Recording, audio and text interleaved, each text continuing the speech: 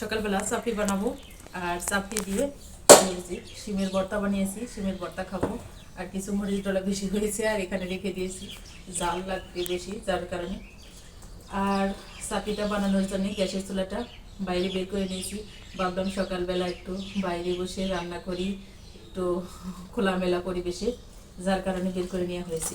আর এখানে আমি এই যে আটা গুলিয়ে নিতেছি।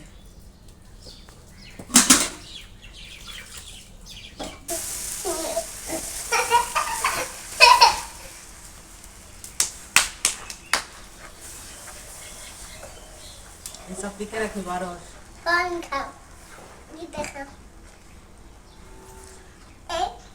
একেবারে কম তেলে কিন্তু আমি এই চাপড়িগুলো বানিয়ে নিতেছি। বানিয়ে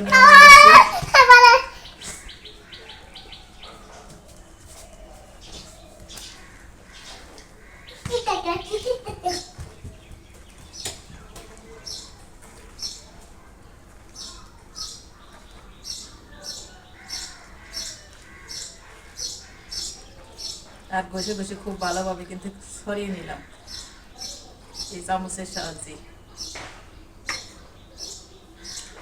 প্রতিদিনই ভাত খাওয়া হয়, আর আজকে ভাবলাম একটু অন্যরকম কোনো কিছু করি। রুটি বেলাটাও আমার কাছে অনেক বেশি ঝামেলার মনে হয়, আর এই জন্যে আটা গুলিয়ে নিয়ে চাপড়ি বানিয়ে ভর্তা দিয়ে খেয়ে নেব।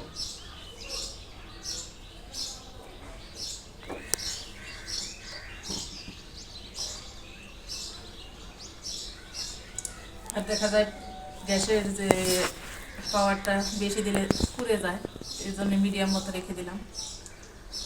আর সকালবেলায় দেখা যায় যে গ্যাসে রান্না করা হয়, আর ভাত রান্না করলে কুকারে, আর এমনি বাজি টাজি যত সব সকালবেলা গ্যাসেই করা হয়। আর দুপুরের রান্নাটা চুলাতে করা হয়, মাটির যে চুলা লাকড়ি দিয়ে।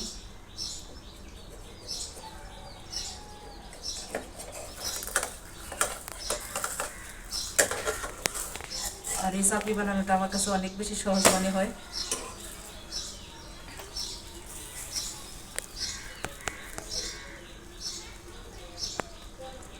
এক পাশ হয়ে গেছে, আর দ্বিতীয়বার কিন্তু আমি উল্টাবো না, এটা এইভাবেই খালি নামিয়ে রেখে দেবো। আর পাতলা করে চাপড়ি বানিয়ে যে কোনো সবজি বা ভাজিতে খেতে আমার কাছে ভালোই লাগে।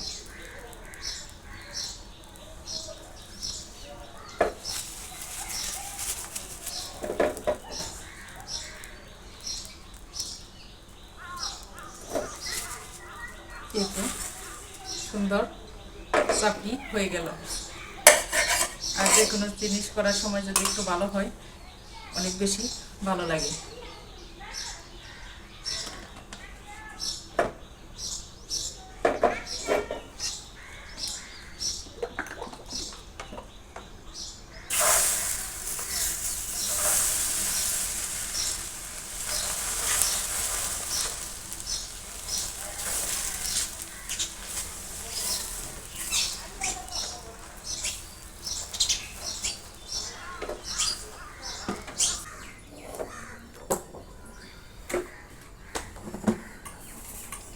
চাপড়ি ভাজা শেষ করে এখন আসলাম খাওয়ার জন্য।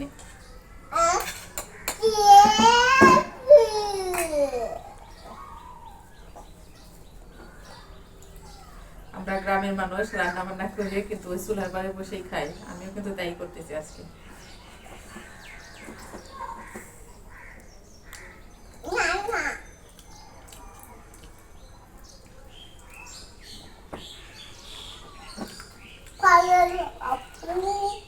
সবাই ভালো থাকবেন, খুদা হাফেজ।